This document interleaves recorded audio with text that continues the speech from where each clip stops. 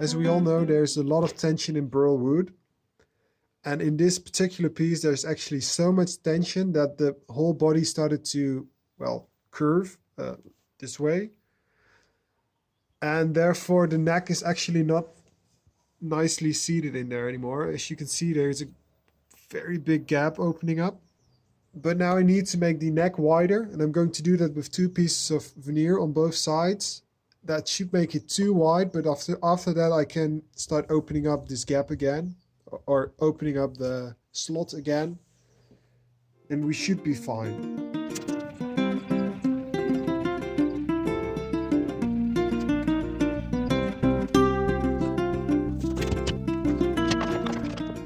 So I was thinking about making just a regular backplate, but I hate that. So I came up with this idea, which is a bit crazy, and it involves me cutting this entire section. Maybe perhaps I'll show it from here. Just a long strip off, and perhaps make some cut like this, and then this entire section will be backplate. So looking at my saws, there's really just one option who could do this job. So I bought a new saw.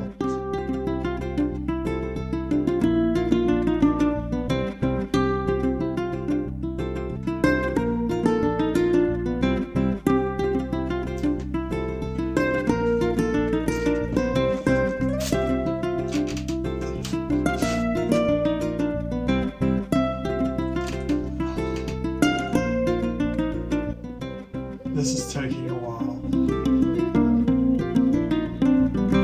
Okay.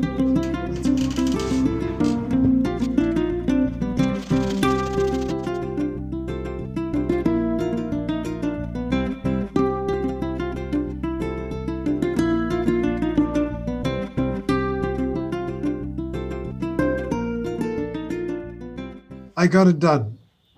And the fun thing is, this is so burly that it's already started twisting, which is exactly what happened to this body. But I think what I will do is grab a piece of probably brass, put it along the entire back, glue this to it, and then it will be, well, at least a lot straighter than it is going to be in about a day.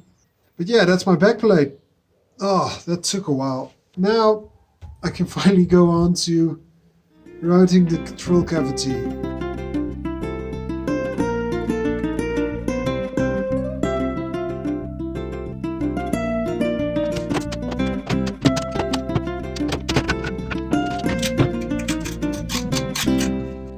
So with the veneers on the side, as you can see, it no longer fits, which was the plan.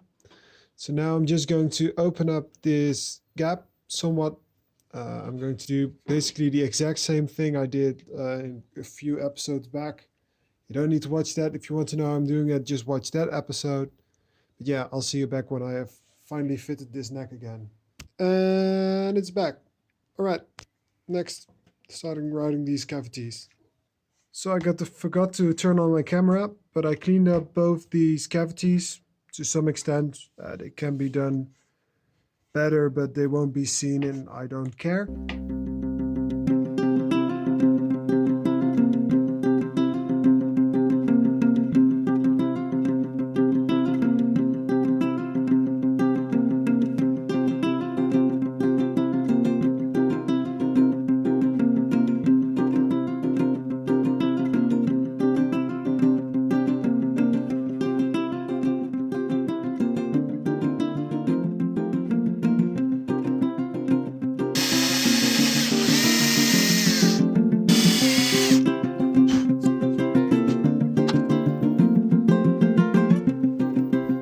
So before I can glue on the fretboard, there's a couple of things that need to be done. First of all, I need to fine sand the entire body, because afterwards I can't sand underneath here. And it would just be easier to do it now. And besides that, I need to route out the pickup cavities. And the thing is, I don't have pickups because I'm going to make my own. I'm going to make them like this. This is one I was working on some time ago. It's just some bar magnets in between two pieces of wood. I'm going to make these ones out of ebony, out of an offcut.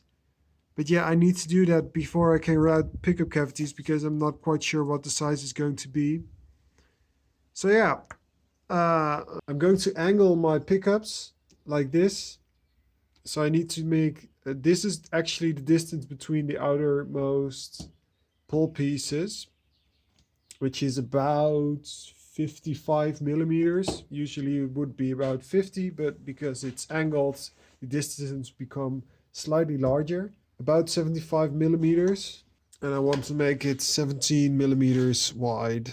And of course I'm making humbuckers, so I need 4 bobbins really. So these are the two blanks really. I took some time to make them as equal as possible, but I'm not going to drill these holes by hand. I just won't be able to get them as accurately as I want them. So I'm going to use a milling machine at my father's house, and I'll see you there.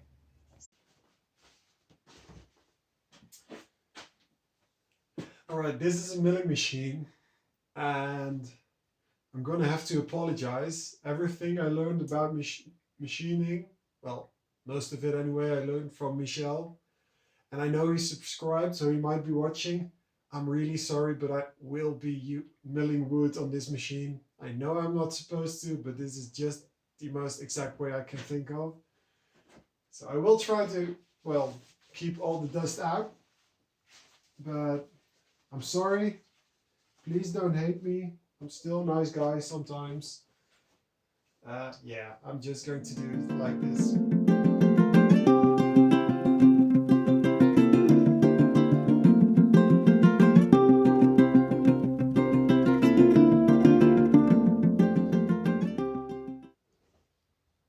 You see? Now all I have to do is cut it down the middle, and I'll have 2 exactly the same bobbins where the pole pieces line up exactly. And all I've got to do is make another one for the other side of the humbucker. Alright. So that's the rough shape of our bobbins. Now I need to cut them along the length to make them into pairs.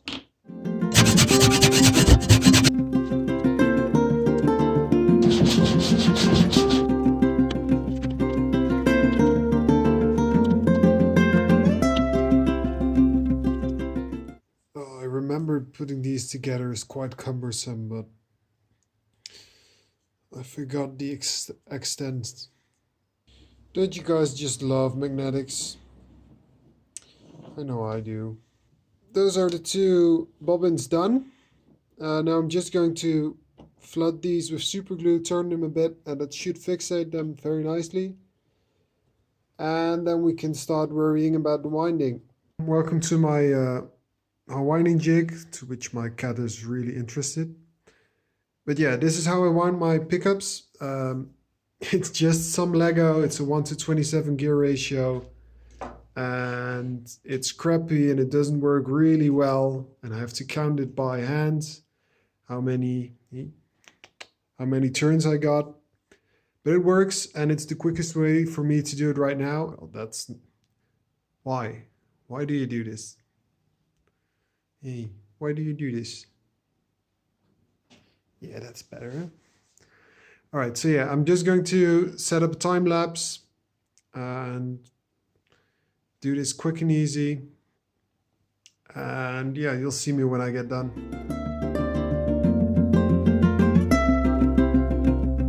One eternity later.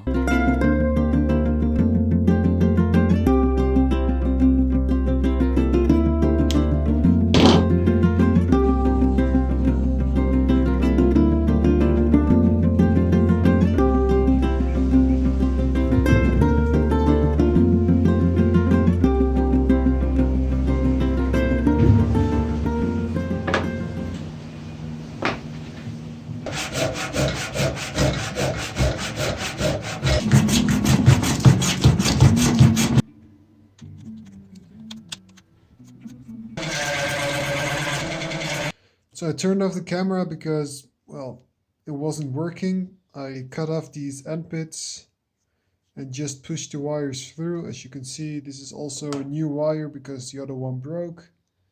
And yeah, a lot of stuff happened, but in the end I managed to fix them on this back plate. So now I'm going to trim the back plate to be exactly flush with these bobbins. So I finished this, I just glued it on, put the wires through. It's not the best job I've ever done, but it works pretty well. And now I can finally figure out where I'm going to place it.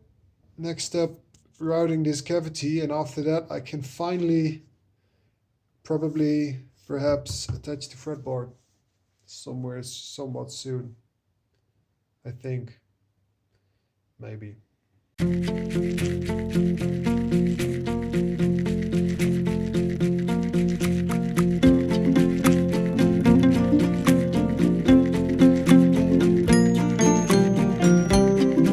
Everything down. Well, everything. I sanded the top down to 320 grit.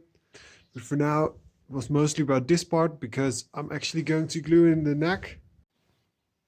Oops, forgot to film me actually gluing down the neck. But hey, now you can watch me unclamp it. So that's something.